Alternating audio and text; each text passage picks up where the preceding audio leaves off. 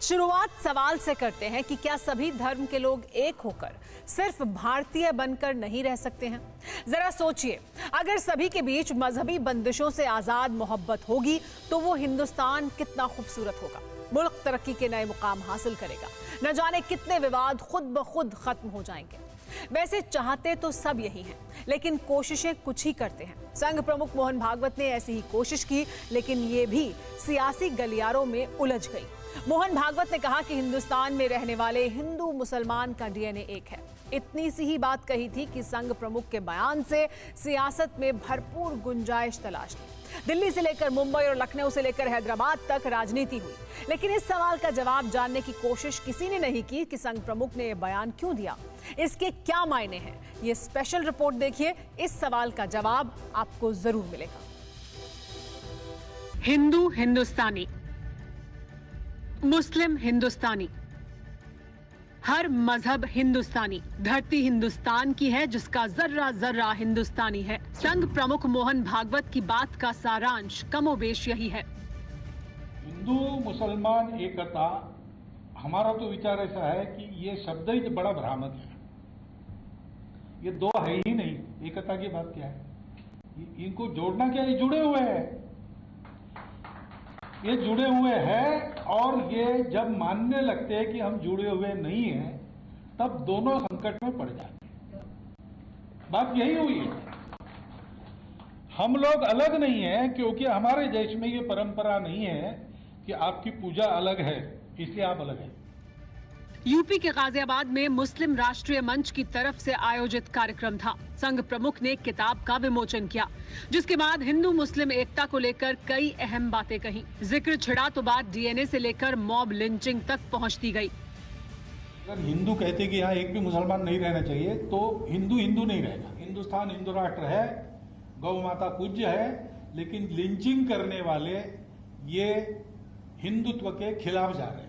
कुछ लोग हैं जो ये आर्गुमेंट देते हैं कि हमारी सत्ता थी और जो हमारी प्रजा थी आज हम फिर से राज्य करते। ये गलत बात है।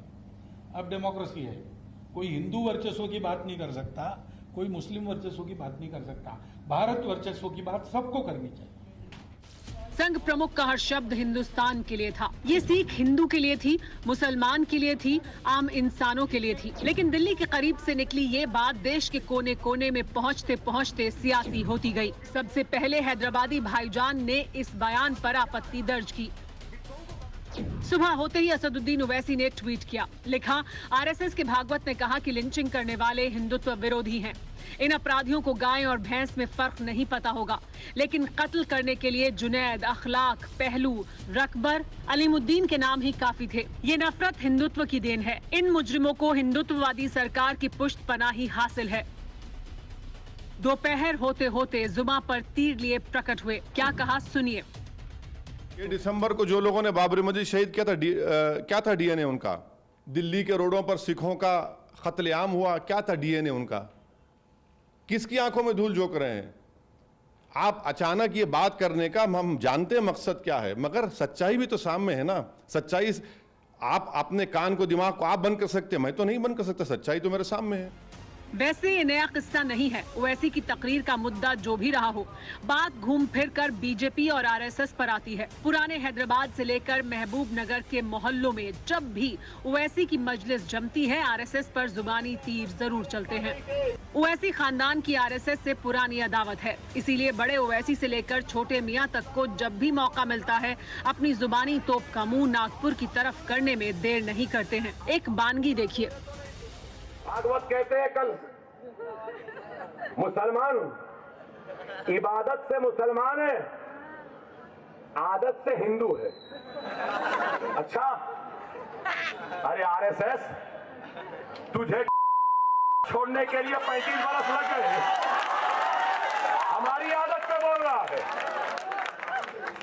अरे हमारी रगों में राम का खून नहीं है।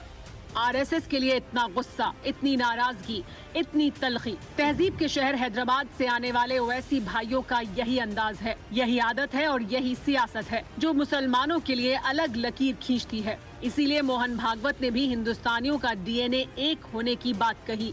तो सबसे ज्यादा परेशान ओवैसी भाईजान ही हुए। इसकी वजह क्या थी, ये भी जानिए। संघ प्रमुख मोहन भागवत ने यूपी के गाजियाबाद में बयान दिया। उत्तर प्रदेश में करीब 6 महीने बाद विधानसभा चुनाव होने हैं। ओवैसी की पार्टी पहली बार यूपी में 100 सीटों पर चुनाव लड़ने जा रही है। एक और अहम बात यह कि यूपी में 20% मुसलमान हैं। संघ प्रमुख की बात पर इसीलिए सियासी घमासान है, क्योंकि मुस्लिम वोटों की कश्ती पर सवार होकर चुनावी नैया पार लगाने वाली पार्टियों को भला भागवत का बयान कहां गवारा होता। बीएसपी अध्यक्ष मायावती को भी सुनिए। आरएसएस व बीजेपी एंड कंपनी के लोगों की तथा इनकी सरकारों की भी कथनी व करनी में अंतर सभी देख रहे हैं। साथ ही आरएसएस प्रमुख देश की राजनीति को विभाजनकारी बताकर जो कोस रहे हैं, ये ठीक नहीं है। मायावती के लिए जवाब भी आया। बीजेपी बोली मायावती से सर्टिफिकेट नहीं चाहिए। मैं यह मानता हूं कि जिस बयान पे उन्होंने अपनी टिप्पणी देने का काम किया है, उस बयान का स्वागत करना चाहिए था। यही इस देश के हित में है, यही प्रदेश के हित में है, यही समाज के हित में है। और एक लंबी श्रृंखला है इस गुमराही गैंग की। इस गुमराही गैंग का जो है वो दाना पानी और खाना पीना और दाल रोटी केवल जो है वो संघ की बैशिंग से चलता था, संघ को बदनाम करने से चलता था। अब वो सारी दुकानें बंद होने की स्थिति में खड़ी हो रही हैं।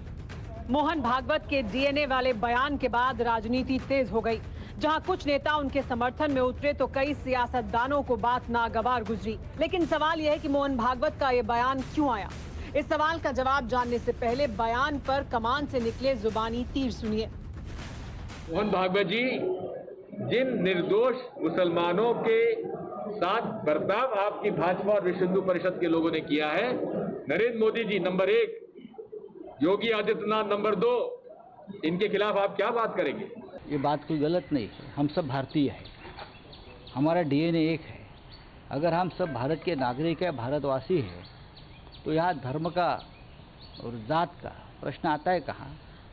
सबका डीएनए भारतीय है। आपकी नज़र में हिंदू मुस्लिम डीएनए एक है, तो आप मोदी जी से बोल दीजिए कि ये जो एनआरसी और सीएए जो ला करके मुसलमानों को नहीं रखना है, निकालना है, परेशान करना है, ये कानून पहले ख़त्म कर दो। मैं तो कहूँगा कि देर आए लेकिन शायद दुरुस्त आने की कोशिश कर रहे हैं।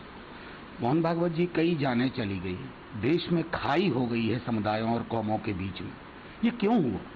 क्योंकि कहीं न कहीं सत्ता प्रतिष्ठान का शह रहा। उस शह को आपको खत्म करना, क्योंकि आपका सुनते हैं कि आप लोगों का बहुत इन्फ्लुएंस रहता है। मौका था, सियासत की रवायत है, इसलिए सबने अपनी बात रखी। मोहन भागवत के बयान को किसी ने तुष्टीकरण बताया तो किसी ने यूपी में होने वाले चुनाव से जोड़कर देखा।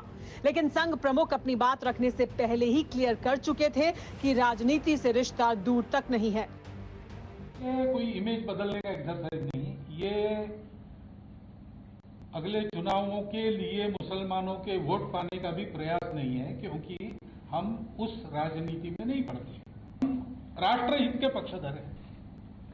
कुछ काम ऐसे हैं जो राजनीति बिगाड़ देती है। संघ प्रमुख ने साफ कर दिया था कि उनका बयान सियासी कतई नहीं है। इसलिए मोहन भागवत के बयान के मायने क्या हैं? सवाल ये भी कि संघ प्रमुख के बयान को यूपी चुनाव से जोड़कर क्यों देखा जा रहा है। इसे इस तरह समझिए। यूपी में करीब 20% मुस्लिम आबादी है। कुल 403 विधानसभा सीटों में से 143 सीटें मुस्लिम प्रभावित मानी जाती हैं। इनमें से 70 सीटों पर मुस्लिम आबादी 20 से 30% के बीच है। 73 सीटें ऐसी हैं जहां मुसलमान 30% से ज्यादा हैं। इन्हीं सीटों की बदौलत यूपी में कई पार्टियों की सियासत परवान चढ़ती रही है। समाजवादी पार्टी, बीएसपी, कांग्रेस से लेकर ओवैसी तक की उम्मीदें इन्हीं सीटों पर हैं। इसीलिए मोहन भागवत के बयान को सियासत से जोड़कर देखा गया। लेकिन अगर ऐसा नहीं है तो संघ प्रमुख के बयान के मायने क्या हैं? इसे समझने के लिए चंद पुरानी सियासी बयानबाजी भी सुनिए। हम कहना चाहते हैं जिन्हें पाकिस्तान प्यारा है वे पाकिस्तान में जाएं।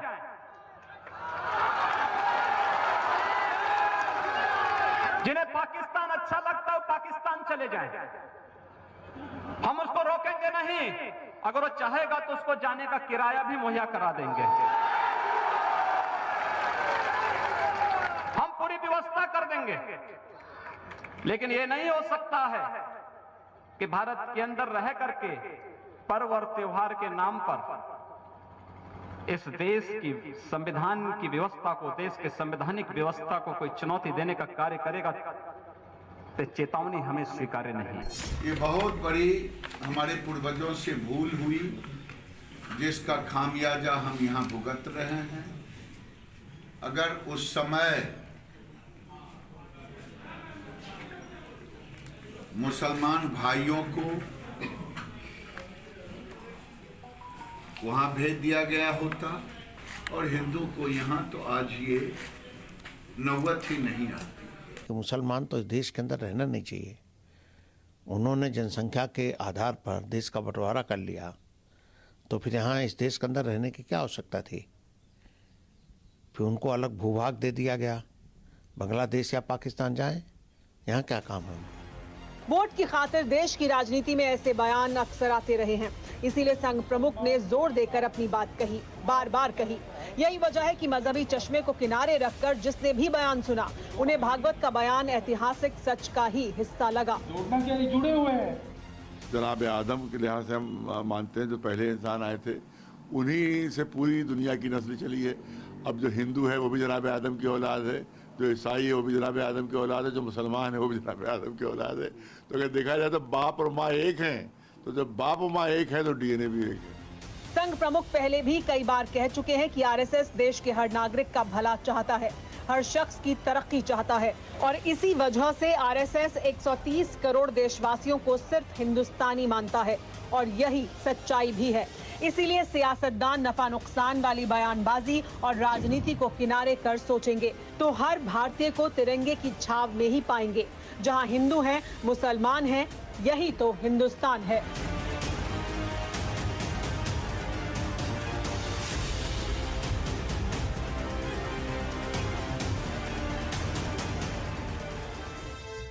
परवाह देश की, सोमवार से शुक्रवार रात 10 बजे TV9 भारतवर्ष पर।